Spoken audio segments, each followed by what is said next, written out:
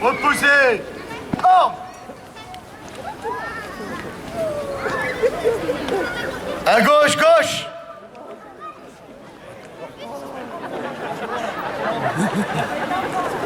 C'était un test, ils ont beaucoup de mal parfois pour obéir.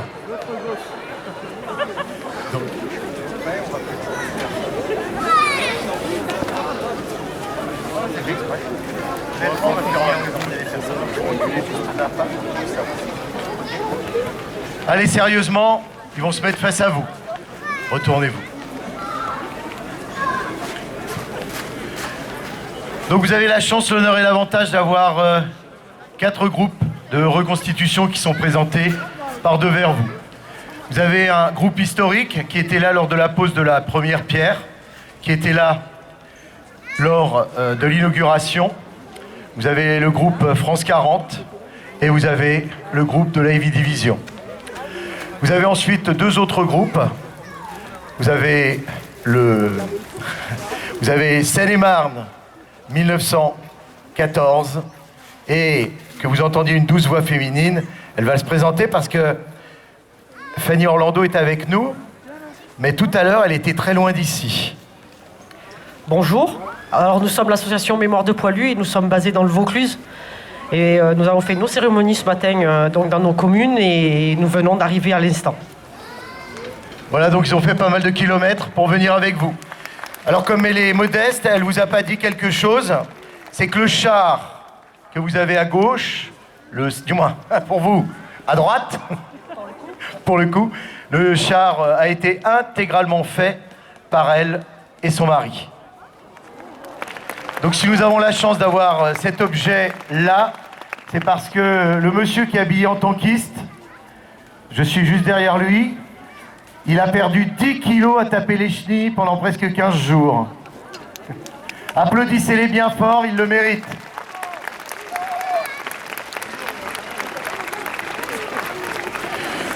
Donc là, on est tous réunis pour fêter les 10 ans d'un musée exceptionnel. 10 ans, ça a passé très très vite. Moi, je me suis rendu compte que le temps était passé parce que la couleur de mes cheveux a changé. 10 ans, ça blanchit. Donc, ce musée se trouve sur la zone de l'agglomération, de la communauté d'agglomération du Pays de Meaux. Et ici, il y a plus d'une centaine d'années, des soldats se sont affrontés. Alors, avec les uniformes que vous avez en face de vous, on va vous montrer les différences, les évolutions. Vous avez à côté de moi le soldat qui est dans sa configuration de 1914. Vous voyez qu'il porte un képi avec un numéro, le numéro de son régiment. Il porte une capote qui a une couleur particulière, car le commun des mortels appellerait cette capote bleu marine.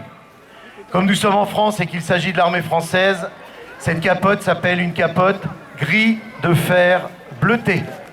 Notez la nuance et la poésie. Il porte aussi, mais comme il est cachotier, un pantalon. C'est un pantalon qui pour vous est un pantalon rouge. Or pour eux, c'est un pantalon Garance. On appelle ça un pantalon Garance. On pourrait demander à Fanny de nous dire pourquoi. Parce que la Garance est une plante dont on récupère la racine depuis de très nombreuses années, depuis l'Antiquité, pour teindre les vêtements en rouge. Autant vous dire qu'à partir du moment où on a décidé dans l'armée française d'avoir des pantalons rouges, la Garance n'était plus suffisante. Il a donc fallu utiliser des produits pour teindre et je vous expliquerai ce qui a donc changé avec ce produit. Donc le soldat qui est devant vous porte des cartouchières qui sont de couleur noire, un breulage, une musette blanche. Il a aussi un petit bidon. N'aie pas peur, montre ton petit bidon. Ce petit bidon ne fait qu'1 litre. Alors imaginez-vous, vous êtes en plein mois d'août et vous décidez de partir en promenade dans un chemin et vous partez le matin avec seulement 1 petit litre d'eau. Vous imaginez que vous allez commencer par en boire un peu, beaucoup, passionnément, et que tout d'un coup, votre bidon sera vide. Malheureusement, vous n'avez aucun endroit pour le remplir. Les seuls endroits que vous trouvez, ce sont des puits ou des gouttes d'eau et vous ne savez pas si l'eau est potable. Eh bien, le soldat français s'est trouvé dans la même situation. Avec son petit litre d'eau, il ne pouvait pas faire grand-chose. Alors que dans le même temps, il y avait certaines troupes, dont disaient les troupes à l'époque coloniale, qui avaient un bidon qui était 2 fois plus grand. On comprend aisément pourquoi. Parce que dans les pays chauds, on a besoin de boire, on a besoin d'avoir suffisamment d'eau pour s'hydrater. Donc ce soldat français, sa silhouette n'a pas changé depuis 1870. Il est toujours avec une capote, il est toujours avec un képi. La seule chose qui a changé dans son équipement, c'est son fusil. Il porte dorénavant un fusil qu'on appelle un fusil Lebel. Et ils sont très... Pourriez-vous montrer vos magnifiques fusils Lebel, soldats? Car toute la rangée doit avoir un Lebel. Montrez vos Lebel, soldat Julien. Merci. Alors ce fusil date de 1893 pour celui-ci. Dites-vous qu'à l'origine c'est 1886. Donc déjà en 1914, on a un fusil qui commence à avoir un petit peu d'âge. Messieurs, vous pouvez reposer ce fusil. Alors ce fusil est exceptionnel car c'est un fusil, on va dire, à répétition. C'est un fusil qui n'a plus de chargement par le canon. Mais il est surtout révolutionnaire grâce à sa cartouche. Sa cartouche utilise de la poudre, on appelle ça de la poudre sans fumée. Or, vous avez pu voir dans des films de guerre de l'époque napoléonienne, des guerres de Louis XIV, où on a énormément de nuages de fumée. On en a également au niveau de la poudre des canons. Et pour ça, je peux demander à Fanny, parce que Fanny, c'est aussi une spécialiste du canon. Donc Fanny va nous dire qu'ici, sur le secteur, il y a un canon formidable qui a tiré. Ce canon, Fanny? Lequel? Le mien? Le 75, ouais. C'est ça. Le canon de 75. Le canon, c'était un canon qui était révolutionnaire, puisque les canons antérieurs, c'est ce qu'on appelle les canons à 2 banges. Et ces canons à 2 banges, en fait, quand ils étaient chargés et qu'on tirait, reculaient. Et du coup, il fallait prendre le temps de le remettre en place, de recaler pour les tirs, et ainsi de suite. Et le canon 75 était très révolutionnaire dans le fait où, en fait, quand il tirait, le tube reculait et se remettait en position, ce qui fait qu'il était en état de tir immédiat. Et on est passé de 7 coups minutes à 18 coups minutes. Vous voyez un peu la différence? C'était juste révolutionnaire. Voilà, donc les canons ici ont fait feu, les premiers canons sur le secteur. Et donc la bataille de la Marne s'est engagée avec nos petits soldats, nos piou-piou. Et malheureusement ou heureusement, la bataille de la Marne va être gagnée. Malheureusement, ça va réellement être le début de la Première Guerre mondiale. On va surtout perdre une guerre de mobilité. Pour avoir une guerre, on va finir par s'enterrer dans les tranchées. Et bien souvent, quand on parle de tranchées, on parle de Verdun. Or, des tranchées, on n'en a pas très loin d'ici. Et nous sommes en train de les remettre à jour et vous pourrez les visiter. Il y en a une notamment qui est sur la commune de Claye-Souilly. Donc nous avançons dans le temps et le soldat français, qui était parti pour un été avec son petit uniforme, se retrouve fort dépourvu lorsque les magasins d'habillement n'ont plus de vêtements. Et tout à l'heure, je vous avais expliqué que le colorant était un colorant fourni par une puissance étrangère. Cette puissance étrangère, c'est l'Allemagne. Donc l'Allemagne aurait bien voulu continuer de nous fournir ce colorant rouge. Or, elle ne le fera plus. Ce qui veut dire que sans ce colorant rouge, le gris de fer bleuté va devenir, par un miracle de la couleur, le bleu horizon. Le bleu horizon, c'est tout simplement du bleu et du blanc. Et vous allez noter que sur ce soldat, il y a aussi d'autres éléments qui vont changer, notamment, nous allons passer d'un képi à un casque. Ce casque s'appelle le casque Adrien, du nom de la personne qui l'a mis en point et qui a permis de le produire en masse. Ce casque apparaît en 1915. Dites-vous qu'en 1914, les blessés, sur 100 blessés, vous en avez 77 qui ont des blessures à la tête. 77. À partir de 1916, nous n'avons plus que 22 hommes sur 100 qui vont avoir une blessure à la tête. Donc on peut dire que grâce à ce casque, c'est plus d'une 50aine d'hommes qui ne seront plus blessés à la tête, plus blessés à la face. Ce soldat va avoir d'autres différences. Il va se retrouver avec un breulage qui n'aura plus du tout la couleur noire, pour une raison simple, par mesure d'économie, pour pouvoir produire plus de matériel. On supprime le colorant noir, on a donc des cartouchières et un breulage qui se trouvent de la couleur de la peau de la vache. Tout simplement, c'est du cuir de vache naturel. Un autre changement sur ce soldat, je vais lui demander de faire un pas de French Cancan, afin qu'il vous montre ses jambes. Sur ses jambes, il a à partir de maintenant des bandes moltières. La bande moltière va faire comme un bas de contention et va permettre au soldat qui va se retrouver dans une tranchée donc de façon statique d'avoir les jambes, une meilleure circulation au niveau de ses mollets. Car à partir du moment où vous êtes en statique, dans une ambiance humide, de nombreux soldats ont eu des problèmes, à savoir qu'ils ont eu ce qu'on appelait le pied de tranchée. Savoir que leurs jambes se nécrosaient et on était obligé, la seule façon de soigner le pied de tranchée, c'était de leur couper le pied endommagé. Donc ce soldat est un homme courageux. Pour vous le présenter, il a mis son havre-sac. Dites-vous bien qu'à partir du moment où on fait des combats dans les tranchées, le havre-sac est rangé, on va rarement combattre avec son havre-sac sur les épaules. À côté, nous avons un autre soldat qui est toujours en bleu horizon, mais vous voyez qu'il a une petite différence sur la tête. Alors il avait aussi un casque, mais il avait surtout sur la tête une tarte de chasseur. Et sur son casque, par rapport au casque de son camarade, je sais que pour vous c'est pas facile à voir, mais sur celui-ci vous avez une grenade avec des flammes. Sur celui-ci, vous avez son corps de chasse.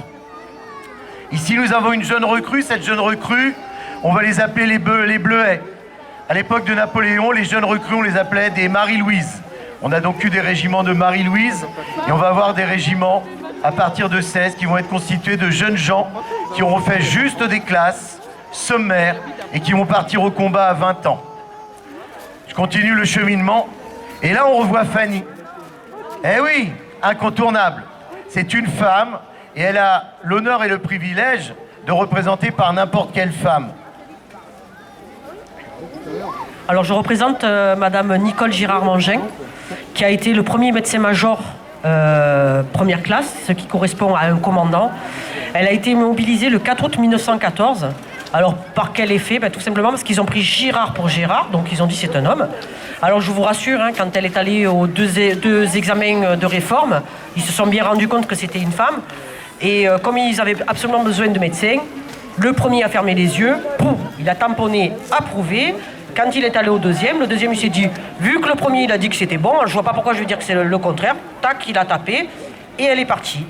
Quand elle est arrivée à son régiment, elle est arrivée avec un uniforme qui était pas du tout le même que celui d'entrée de guerre. Elle avait un uniforme qui était comme les Anglais un peu plus loin. Pourquoi? Parce que les officiers vont refuser à ce que cette personne soit habillée comme eux. Et ils vont aller dans les réserves. Et à ce moment-là, l'État français fabriquait le tissu pour l'armée anglaise. Donc dans les réserves, il y avait ce tissu-là. Ils ont pris 10 mètres de tissu, puisque c'est la quantité qu'il faut pour faire un uniforme. Elle va le mener en couturier et elle va se faire une tenue. Ça sera une coupe française, avec une vareuse 1913, simplement recentrée un petit peu à la taille pour la rendre un peu plus féminine, évidemment. Et quand en 1915, on va passer au bleu horizon, elle va leur dire, puisque vous ne vouliez pas que je sois habillée comme vous en 14 quand j'ai été mobilisée, je vais continuer. Donc on va lui donner les 10 mètres de tissu en bleu horizon, elle va aller voir son couturier et elle va lui dire, vous me faites une tenue coupe anglaise. Comme ça, elle n'était toujours pas comme eux. Voilà. Merci Fanny. Alors à côté, vous voyez que celui-ci, il a une drôle de couleur. On pourrait appeler ça un drap moutarde. Et vous savez qu'à Meaux, la moutarde, on connaît quand même. Hein. C'est mieux qu'avoir une tenue couleur brie. Hein, ça aurait été différent pour toi. Ah, c'est joli. Alors il a ce drap d'une couleur particulière, moutarde. C'est un drap moutarde parce que c'est un légionnaire. Les légionnaires, donc c'est un légionnaire de 1915, c'est bien ça? 1915. À partir de 1915, oui. Donc lui, il a le même casque que l'infanterie et il est habillé dans ce drap particulier. Alors d'un point de vue camouflage, je pense que sa couleur était beaucoup plus aisément entre les deux, on va dire. Mais c'est vrai que pour le soldat français, on est déjà passé du pantalon rouge au gris de fer bleuté au bleu horizon. On a déjà fait des efforts. Mais là, cette fois-ci, celui-ci, c'est un homme qui aime le cuir. Vous noterez qu'il a une belle veste en cuir. Et il va nous dire pourquoi il a une veste en cuir. Alors voilà, je représente le pilote du char que vous avez en bas, le Saint-Chamond.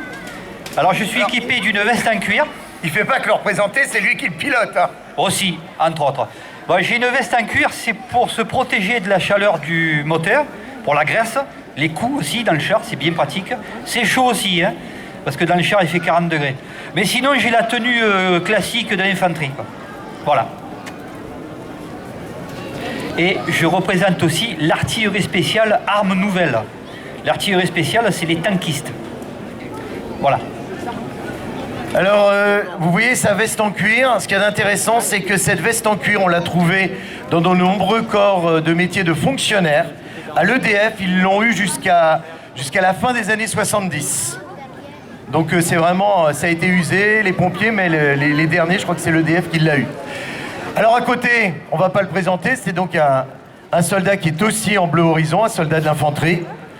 Là, nous avons encore un homme qui a une tarte sur la tête. Quelle drôle d'idée. Mais il ne fait pas partie des mêmes hommes. Donc vous pouvez très brièvement nous dire ce que c'est, votre tenue? Oui, bien entendu. Alors il s'agit d'une tenue d'infanterie alpine, c'est-à-dire que nous avons les mêmes compétences que nos camarades des autres régiments d'infanterie. La différence, c'est que nous avons une spécialité montagne. Nous combattons en montagne. Nous portons donc la tarte des chasseurs alpins, mais avec l'attribut de l'infanterie, grenades et flammes. Nous sommes organisés en régiments, 2 à 3 000 hommes, alors qu'un bataillon de chasseurs alpins, c'est 800 hommes.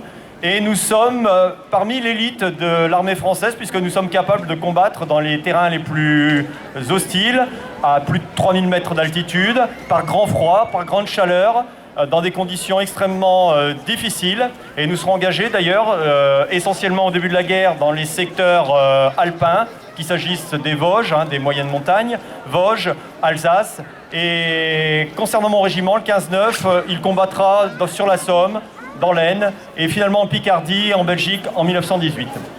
Des hommes exceptionnels, et d'ailleurs les Alpins vont continuer de combattre encore de nos jours. Ils sont en OPEX. On a encore